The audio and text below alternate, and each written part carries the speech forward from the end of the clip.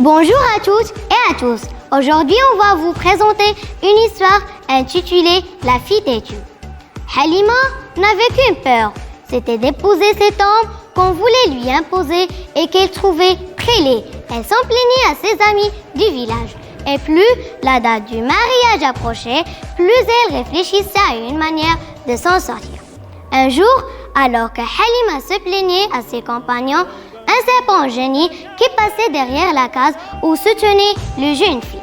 Entend ses propos, il comprit qu'il avait là une bonne occasion de jeter un mauvais sort à un de ces humains qu'il trouvait entêté et stupide. Voilà donc notre serpent génie transformé en un beau jeune homme qui vint demander la jeune Halima en mariage. La jeune fille, folle de joie, trouva tout de suite ce beau prétendant à son goût.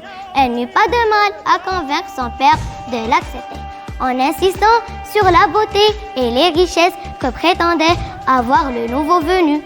Mais sa grand-mère était elle-même sorcière. Elle savait se méfier des occasions trop belles que savent provoquer les génies. Elle fit donc à sa petite fille des recommandations pleines de sagesse. Elle lui conseilla de ne pas se fier aux apparences.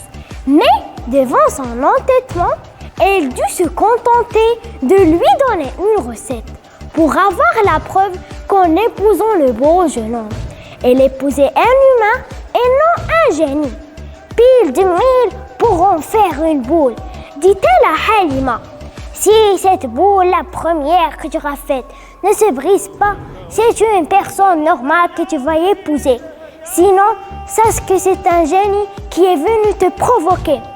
Halima fit ce que proposait la grand-mère et mit tout son cœur à pile le mille, jusque tard dans la nuit pour réaliser une boule qui ne se briserait pas. Mais hélas, malgré tous ses soins, la boule se brisa. Très tôt le matin, nous voulant pas céder à ce coup du sort. Elle se remit à l'ouvrage, fit tout ce qu'elle put pour réussir cette fois. La boule de mille ne se brisa pas. Alors, toute joyeuse, Halima vint la montrer à sa grand-mère. « Tu vois, grand-mère, la boule ne s'est pas brisée. Je peux donc épouser celui que j'aime en toute tranquillité. » « Ma fille, dit la grand-mère, je t'ai entendu pile et tard, dans la nuit, et puis je te l'ai encore entendu faire très tôt ce matin. La première boule était la seule qui vaille. Tu as donc triché, dit la grand-mère à sa petite fille pour qui elle craignait désormais le pire. Mais Halima était rayonnante et c'est dans l'allégresse générale qu'on célébra le mariage. Après une journée de festivités, on accompagna les jeunes mariés jusque derrière le village en dansant au son des musiques les plus joyeuses.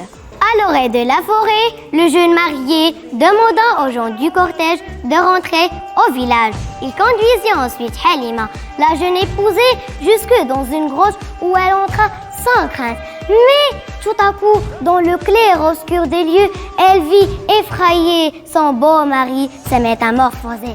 Ses jambes, ses bras et sa poitrine se réunissaient en une longue torsade écaillée. Son regard devenait noir et perçant, tandis que son beau visage n'était plus qu'une gueule où deux crocs laissaient passer une longue fourchette qui déjà la menaçait. Un berger qui passait par là avec son troupeau et avait vu le couple pénétrer dans la grotte, entendit la plainte d'Halima.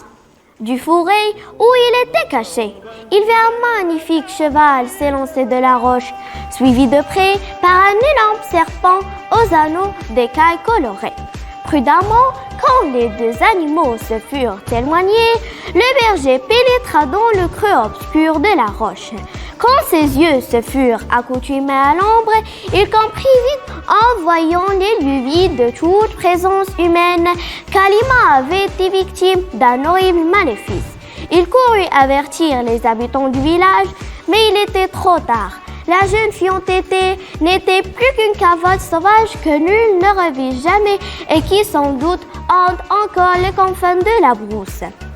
Voilà ce qui arrive aux enfants têtus, qui veulent toujours satisfaire leurs rêves impossibles.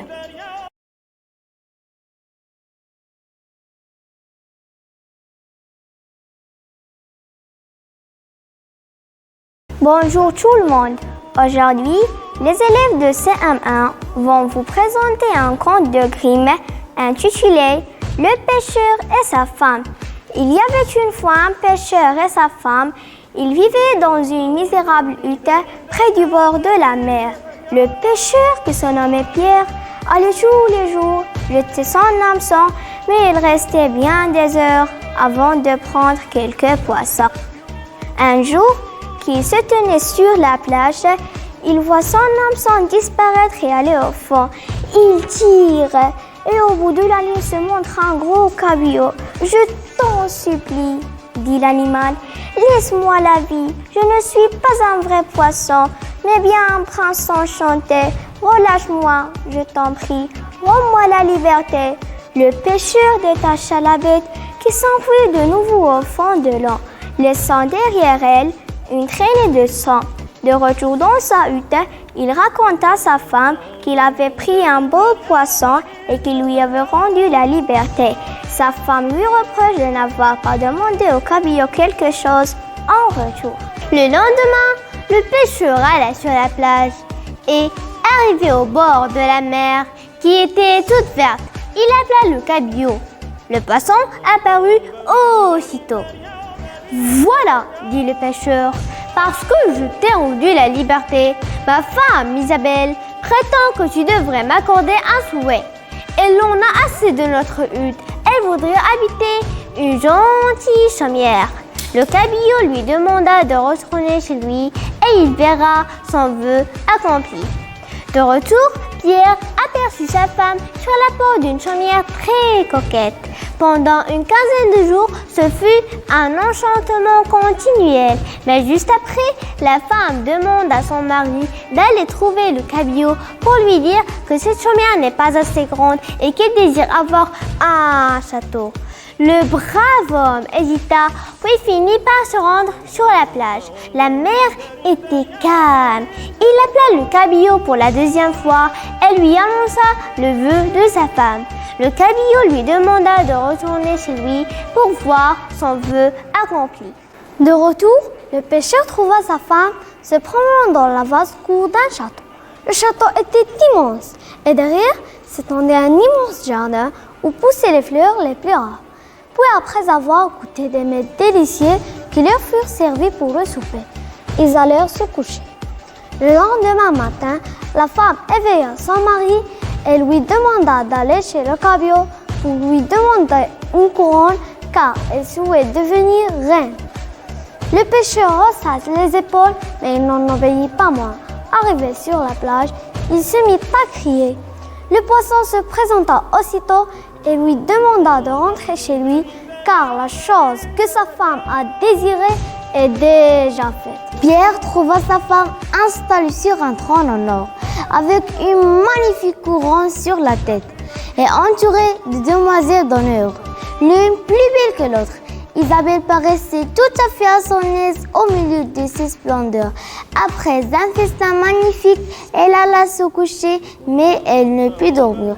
Elle était tourmentée à l'idée qu'il y avait peut-être quelque chose de plus désirable encore que d'être reine. Le matin, lorsqu'elle se leva, elle vit que le ciel était brumeux. Elle voudrait bien voir le soleil. Alors, il eut l'idée d'envoyer son mari chez le cabillaud pour qu'il lui réalise son dernier vœu. C'est d'être la maîtresse de l'univers. Elle pourra ainsi demander au soleil de se coucher quand il veut et de se lever quand il veut. Le brave pêcheur fut tellement saisi de foi en entendant ces paroles impies. Et malheureusement, il ne peut pas refuser la demande d'une reine. Le cœur donc tout en émoi. Pierre se mit en route. Il atteignit avec pelle la plage. Il appela cabillaud. Celui-ci apparut très vexé et déçu par la demande de la femme. Il demande alors au brave pêcheur de retourner chez lui où il trouvera malheureusement sa femme dans la pauvre cabane. Et en effet, palais et splendeur avaient disparu. Isabelle, vêtue de haillons, se tenait sur un escabeau dans son ancienne misérable hutte. Pierre retourna à ses filets, mais jamais plus sa femme n'eut un moment de bonheur. Voilà, notre histoire est achevée. Mais sachez qu'à trop vouloir, on perd tout. Merci pour votre écoute.